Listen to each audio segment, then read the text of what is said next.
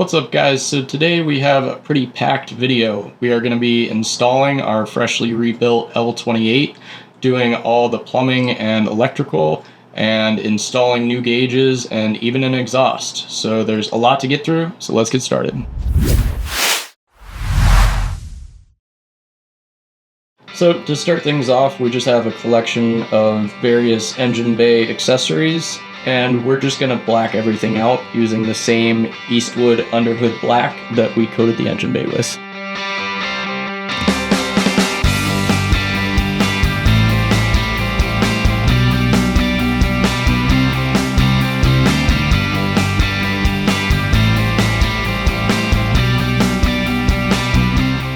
So now that everything's painted, we're going to hop back over to the engine bay. And this was shortly after it was painted. All I've done really is added some sheathing to the wiring harnesses. First thing we're going to tackle is this battery tray. You may have seen me design this in a previous video, and now we're just checking the final fitment. And I was really happy how it turned out, so now we're just going to install some rib nuts to bolt it into place, along with a couple other engine bay accessories, including the charcoal canister, vacuum pump, and brake booster.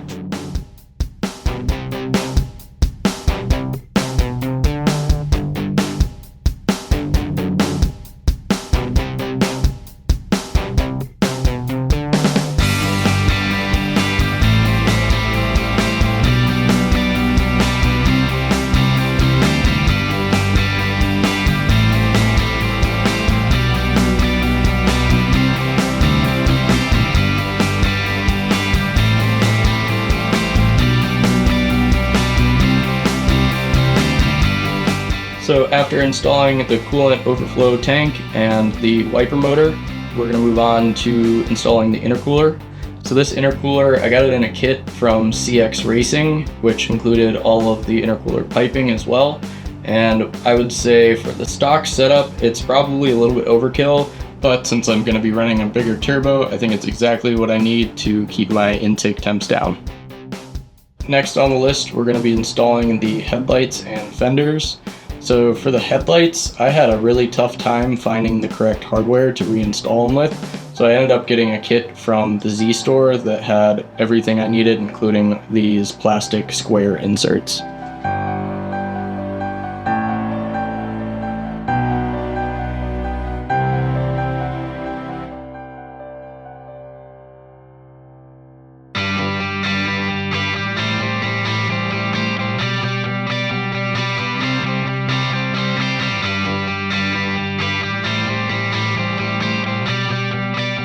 So now we're going to move on to the bumper mounts, and although I don't plan to reuse the stock bumper, I do still plan to use the mounts. I plan to make a custom grill, which I'll show in an upcoming video, and use those mounts to bolt it into place. So now you can see I'm installing my Aeromotive fuel pressure regulator.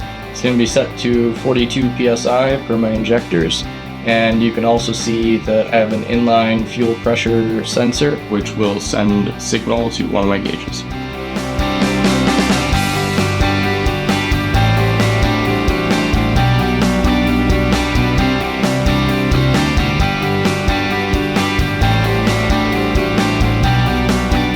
So some of you guys may remember this bumper from one of my earlier videos. Unfortunately, it started developing a crack on the top since I used fiberglass cloth on the bottom and only clay bondo on the top. So what I did was just patched it back together with some Duraglass, and I have yet to do the finishing work on it to make it look nice, but for now I think it just adds to the sleeper vibe I got going on. Alright, so at this point, I think we're finally ready to drop in the engine. So I'm going to have one of my neighbors come over and help me for this step. It's definitely a two-man job, and the whole thing was a bit of a pain. In addition to removing the air dam that I just installed to get the hoist all the way in, it was pretty difficult to bolt the motor up to the trans. But after fighting with it for a little bit, we got everything bolted together.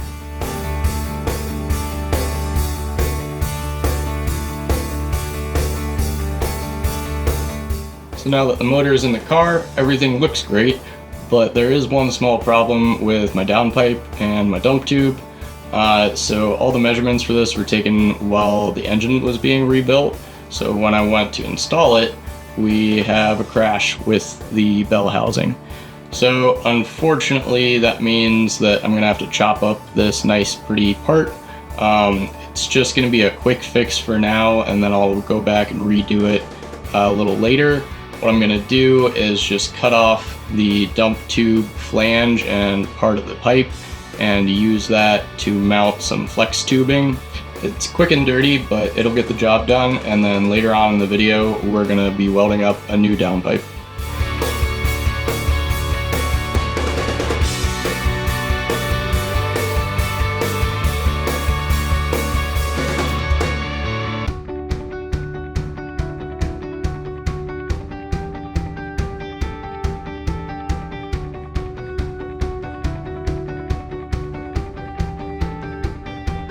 So next up, we're going to be installing my air intake, and since I have such a large intercooler, the only place that I could put it was in the wheel well, which works just fine, but the filter does get dirty pretty quick. Another thing I wanted to upgrade was this alternator right here. So this is 100 amps compared to the stock 60 amps, and basically I just didn't want my headlights to dim every time my bass hit with my speakers, so I got this on eBay.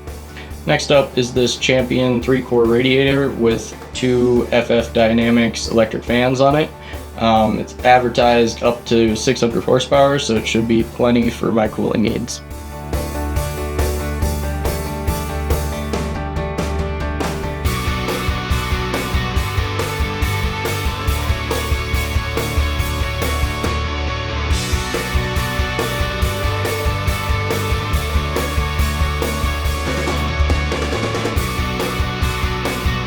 So after installing more of my intercooler piping, we're finally ready to put on my intake manifold. The main reason I left it off until this point was just for access. It's a real pain to get on because it shares bolts with the exhaust manifold. Plus I wanted to mock up all of my piping to get my turbo clocked correctly, just to make sure that any of the piping cleared the intake manifold.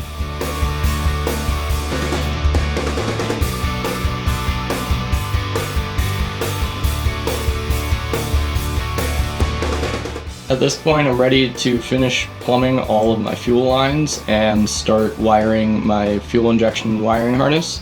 The wiring harness came in a kit from Godzilla Raceworks along with my Megasquirt, and having a pre-made wiring harness really made the installation a breeze. The only thing I had to change was the harness came with EV1 connectors for the fuel injectors, and mine were EV6. But that was a quick fix with some fuel injector plug adapters, and I was able to get everything wired up.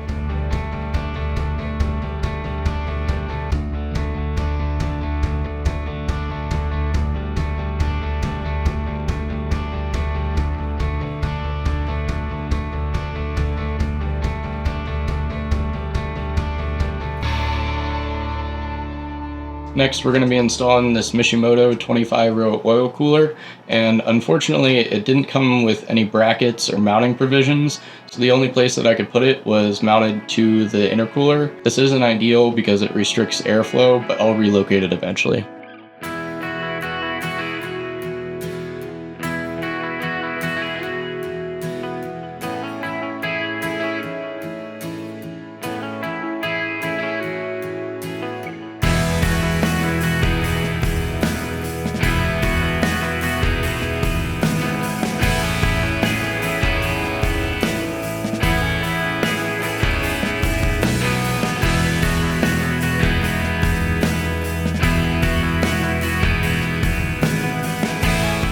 So at this point, the engine bay was pretty much complete, and I was able to turn my attention to the exhaust.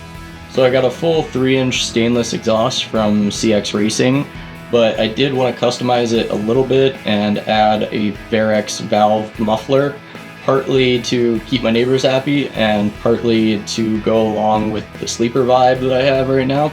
So there's going to be a little bit of custom fab and getting those to meet up correctly. And then I'm also going to fab a new downpipe. So after removing the drive shaft, I was able to snake the middle exhaust pipe up and over the rear crossmember. This one I shouldn't have to make any modifications to. I think it's going to be good to go as is. But then on this front one, you can see that I chopped off the old 3-bolt flange for the factory downpipe and welded on a new V-band flange. So we're just going to mock this up so that we can do some fitment with the downpipe. And right now I just have everything cut to length and V-bands tacked on the ends, but it looks like it's all going to work out. The only other thing that I noticed as I was laying things out is I'm going to have to relocate this O2 bung right here, but that shouldn't be a problem. Next, we're just going to cut off the old muffler from the CX Racing kit and go fit everything up with the Varex.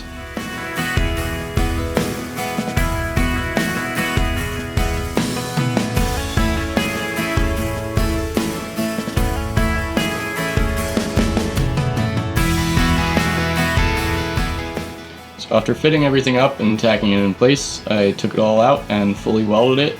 So here's my new downpipe. I wrapped it in some titanium exhaust wrap, and then here is the relocated O2 bung that should come in right between the trans and the firewall. And then here's my Varex muffler with just a new tab for an exhaust hanger. And then this tube was trimmed a bit and a new flange was added for the muffler. And now everything is ready to reinstall.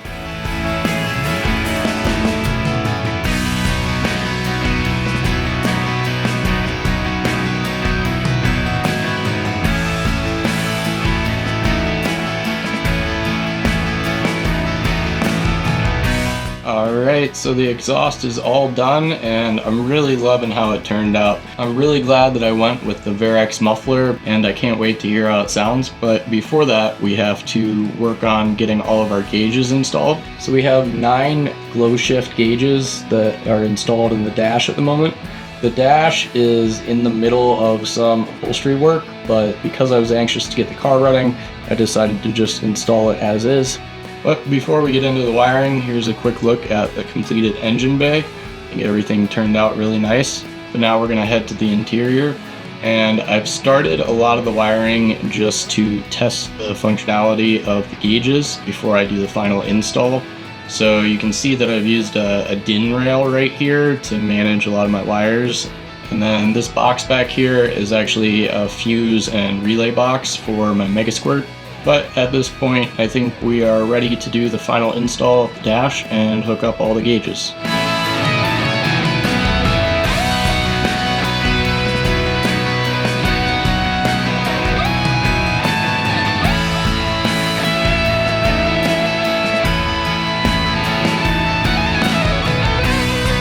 All the gauges seem to be working. There's a couple signal issues I need to work through. But from left to right, we have our coolant temp, our speedo and tack, fuel level, boost, air-fuel ratio, intake temp, and because I ran out of room, we have fuel pressure and oil pressure in the glove box.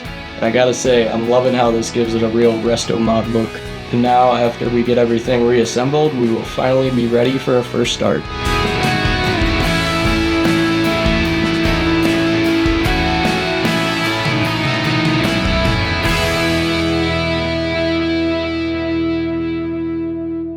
And now the moment that we've all been waiting for, first start.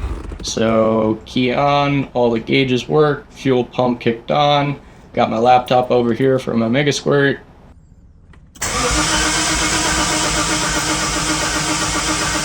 Or maybe not. So after hours and hours of troubleshooting, I finally determined that my distributor was installed 180 degrees.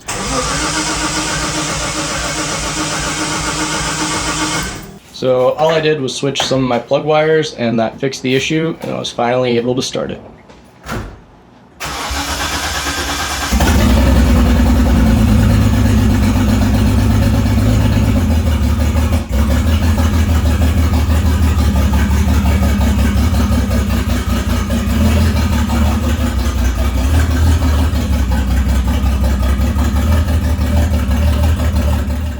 And man, does that thing sound good. So that was with the Varex, the butterfly valve open. I didn't get any footage of with it closed, but it definitely makes a big difference. Now there's still a couple of little issues I have to work through and a fair amount of tuning to do before I'm able to reach my power goals, but overall I'm really happy with where it's at. And last thing I wanted to mention is I know that we covered a lot of content in today's video. So as always, if you guys got questions, feel free to leave a comment and I'll try to get back to you. See you guys in the next video.